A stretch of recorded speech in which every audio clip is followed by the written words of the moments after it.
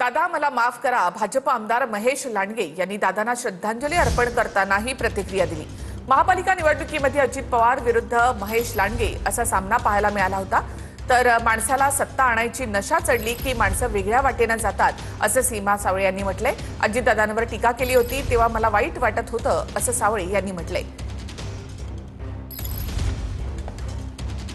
तर दादा मला माफ करा असं दादांना श्रद्धांजली वाहताना महेश लांडगे यांनी म्हटलेलं आहे।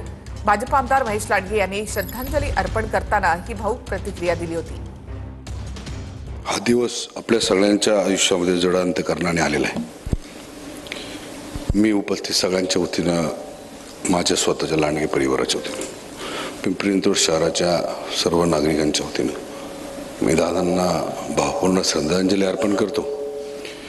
आणि दादा मला माफ करा।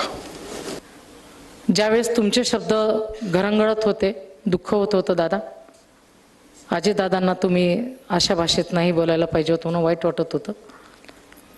पण एकदा माणसाला सत्ता आणायची नशा चढली की माणसं थोडीशी वेगळ्या वाटेने जातात।